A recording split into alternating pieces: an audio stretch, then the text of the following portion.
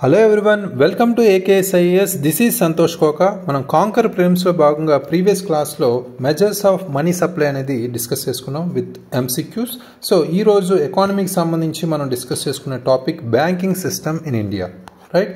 So banking system in India అంటే banking సిస్టమ్కి సంబంధించి మనకి diverse and structured different financial needs అవసరం అవుతాయి కాబట్టి దానికి సంబంధించి మనకి ఇందులో మనకి ఎన్ని టైప్స్ ఉన్నాయి, అదేవిధంగా వాటి యొక్క ఫంక్షన్స్ కావచ్చు మనం అర్థం చేసుకోవడం చాలా అవసరం. ఫినాన్షియల్ లిటరసీకి సంబంధించి కావచ్చు, ఎగ్జామినేషన్కి సంబంధించి కావచ్చు. Right.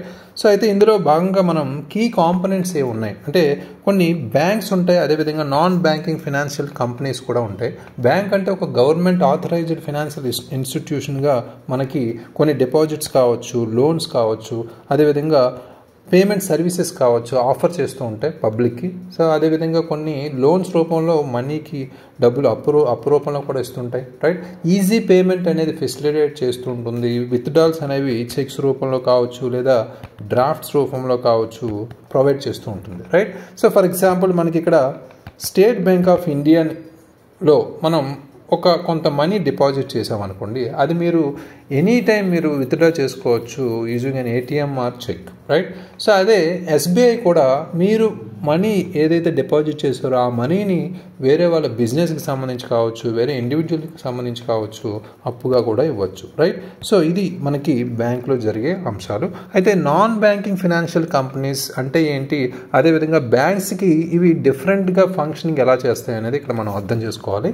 So non banking financial companies అంటే బ్యాంకేతర ఆర్థిక లేదా ద్రవ్య సంస్థలకు సంబంధించి మనం అర్థం చేసుకుంటే ఇవి కూడా ఫినాన్షియల్ సర్వీసెస్ అనేవి ప్రొవైడ్ చేస్తాయి, కానీ సో బ్యాంకింగ్ ప్రివిలేజెస్ ఏవైతే ఉన్నాయో అవి ఫుల్గా ఇక్కడ ఉండవు. రైట్. సో అంటే ఇక్కడ కీ డిఫరెన్సెస్ ఏంటి బ్యాంక్స్కి నాన్ బ్యాంకింగ్ ఫినాన్షియల్ కంపెనీస్కి అంటే ఇక్కడ చెక్స్ కావచ్చు లేదా విత్డ్రాల్కి సంబంధించి కావచ్చు అలో అయితే ఉండదు. రైట్. సో చెక్స్ అనేవి ఇష్యూ చేయదు. అదేవిధంగా పబ్లిక్ డిపాజిట్స్ అనేవి ఇక్కడ అన్సెక్యూర్గా ఉంటాయి, ఎందుకంటే డిపాజిట్ ఇన్సూరెన్స్ అనేది ప్రొవైడ్ చేయవు. అదొక ఇంపార్టెంట్ పాయింట్.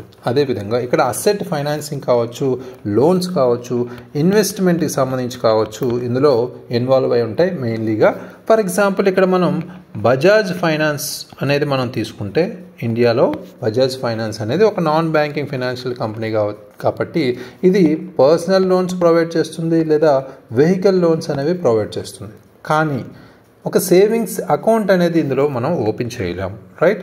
అది మేజర్గా బ్యాంక్ నాన్ బ్యాంకింగ్ ఫైనాన్షియల్ కంపెనీకి డిఫరెన్స్ అనమాట. అదేవిధంగా మనం బ్యాంక్ లాంటి దానిలో మనం మనీ అనేది తీసుకోలేం. ఇలాంటి వాటి మీద దగ్గర మనం సేవింగ్స్ అకౌంట్ తీసుకోలేం, మనీని కూడా బ్యాంకులో ఎలా మనీ తీసుకుంటామో అలా ఇందులో మనీని విత్డ్రా చేయలేం అనేది ఇక్కడ డిఫరెన్స్ తెలుసుకోవాలి. రైట్.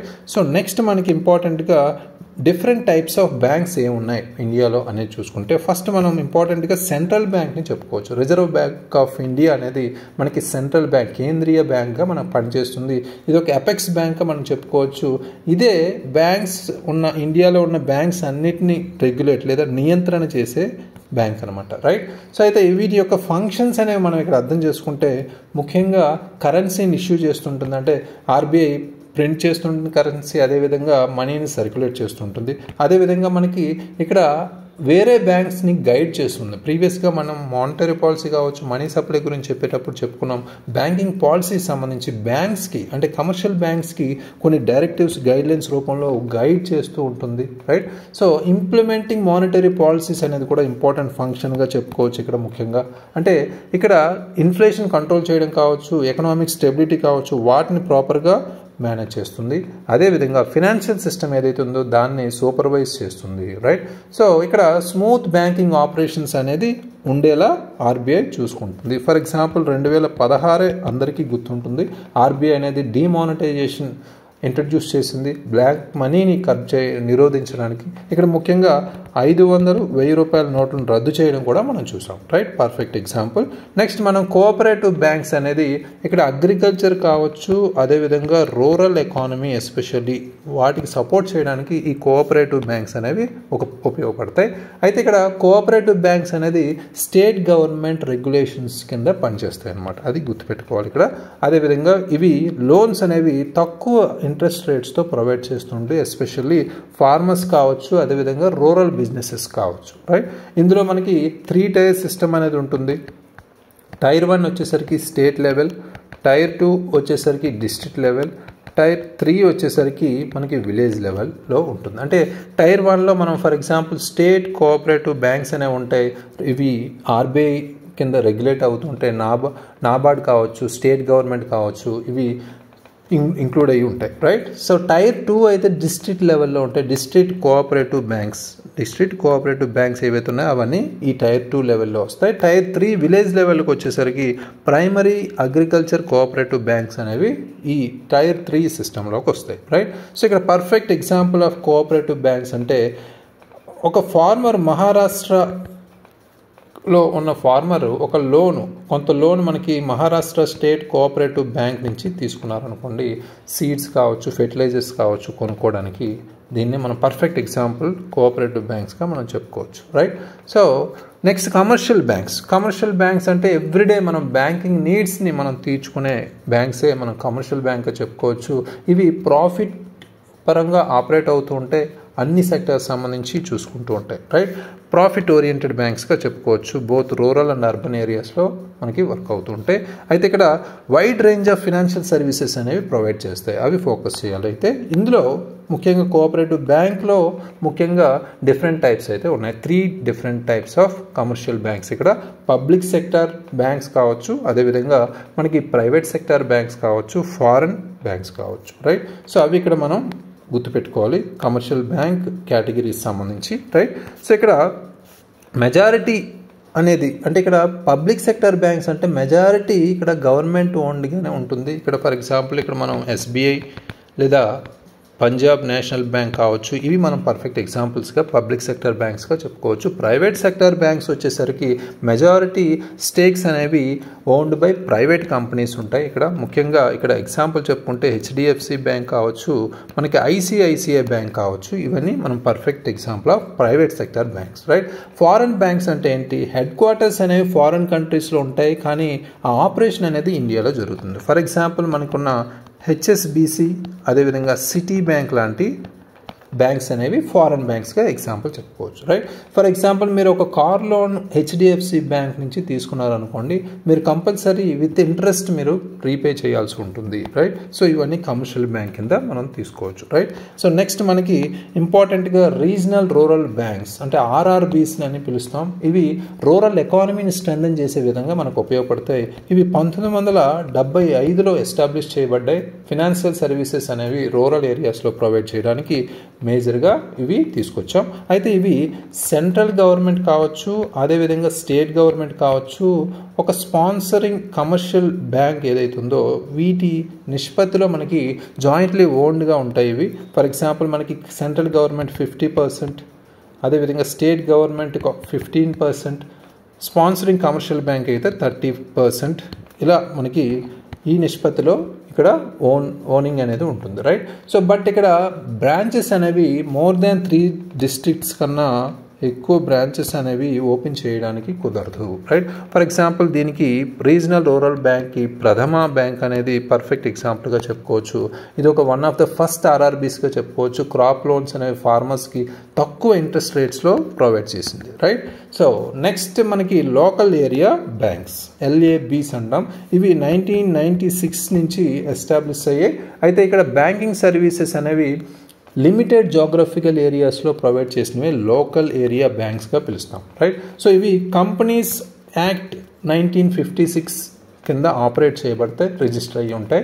రైట్, ఇవి ఎక్కువగా ప్రాఫిట్ ఓరియంటెడ్గా ఉంటాయి, ప్రైవేట్లీ ఓన్డ్గా ఉంటాయి. రైట్, అవి గమనించాలి. అయితే పర్ఫెక్ట్ ఎగ్జాంపుల్ ఆఫ్ LABs చూసుకుంటే మనకి ఆల్మోస్ట్ ఇండియాలో ఇప్పటి వరకు 4 లోకల్ ఏరియా బ్యాంక్స్ అనేవి ఉన్నాయి. రైట్, సో అవి మనకి ముఖ్యంగా కోస్టల్ లోకల్ ఏరియా బ్యాంక్ అని చెప్పుకోవచ్చు, ఆంధ్రప్రదేశ్లో ఉంది. అదేవిధంగా మనకి capital local area bank limited ఉంది. అదేవిధంగా కృష్ణ భీమా సమృద్ధి లోకల్ ఏరియా బ్యాంక్ ఉంది లిమిటెడ్. అదేవిధంగా Subhadra local area bank limited అనేవి ఉన్నాయి, రైట్. టోటల్ 4 LABs ఉన్నాయి. ఇవన్నీ కొన్ని ప్రిలిమినరీ ఎగ్జామినేషన్లో అడిగే అవకాశం ఉన్నాయి, రైట్.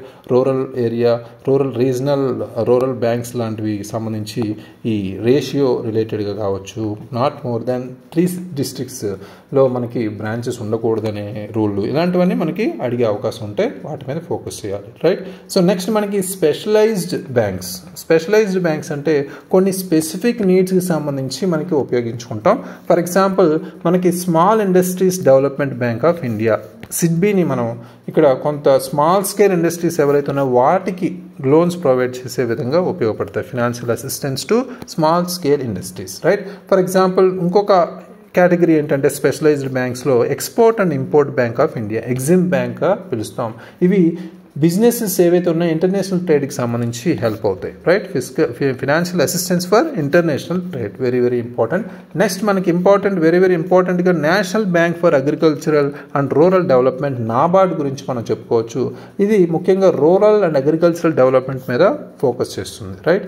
సో అది ఇక్కడ గుర్తుపెట్టుకోవాలి. అయితే ఫర్ ఎగ్జాంపుల్ ఇక్కడ పర్ఫెక్ట్ ఎగ్జాంపుల్ కింద మనం తీసుకుంటే ఒక స్మాల్ టాయ్ మ్యానుఫ్యాక్చరర్, ఇండియాలో ఉన్న ఒక స్మాల్ టాయ్ మ్యానుఫ్యాక్చరర్ అతని బిజినెస్ ఎక్స్పాండ్ చేద్దాం అనుకుంటే సిడ్బీ ఏదైతే ఉందో సిడ్బీ నుంచి అతను లోన్ తీసుకుని ఎక్స్పాండ్ చేసే అవకాశం అయితే ఉంది, ఫండ్ అయితే తీసుకోవచ్చు సిడ్బీ నుంచి, రైట్.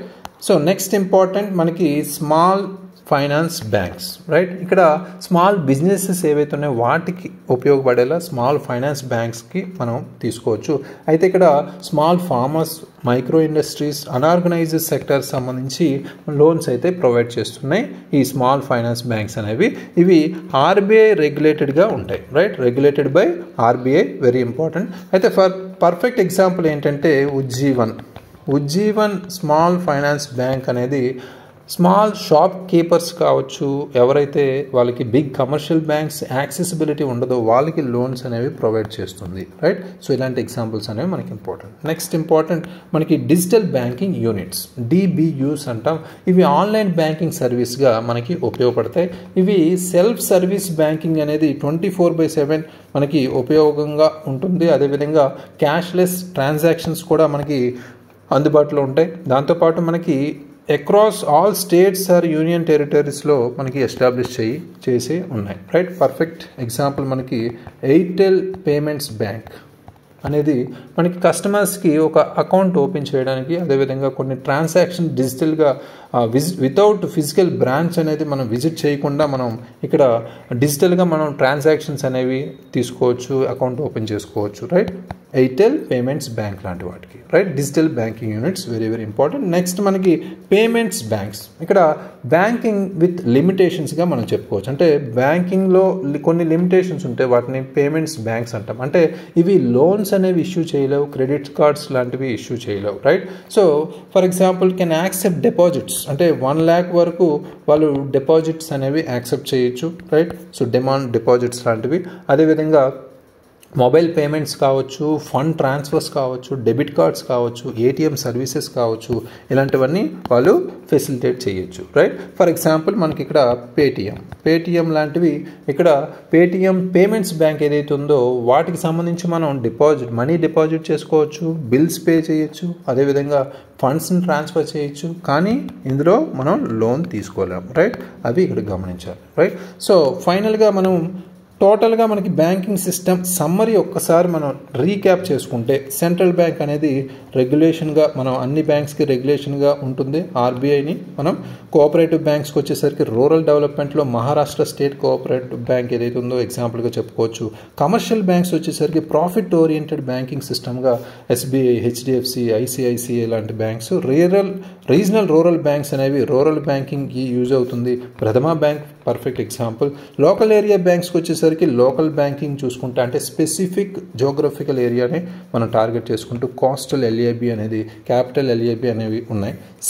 స్పెషలైజ్డ్ బ్యాంక్స్ వచ్చేసరికి ఇవి స్పెసిఫిక్ నీడ్స్ సంబంధించి, అంటే focused financial services, SIDBI, EXIM bank, NABARD అనేవి ఇందులో వస్తాయి, very important. Small finance bank వచ్చేసరికి micro finance and small business అనేవి ఉపయోగపడతాయి. ఉజ్జీవన్ స్మాల్ ఫైనాన్స్ బ్యాంక్ అనేది పర్ఫెక్ట్ ఎగ్జాంపుల్.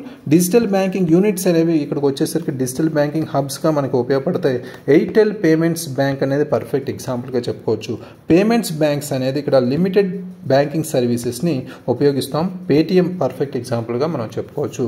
ఫైనల్గా మనం ఒక డైలీ లైఫ్లో ఒక లైఫ్ ఎగ్జాంపుల్లో మనం తీసుకుంటే, ఫర్ ఎగ్జాంపుల్ మీరు కార్ లోన్ తీసుకుందాం అనుకుంటున్నారు.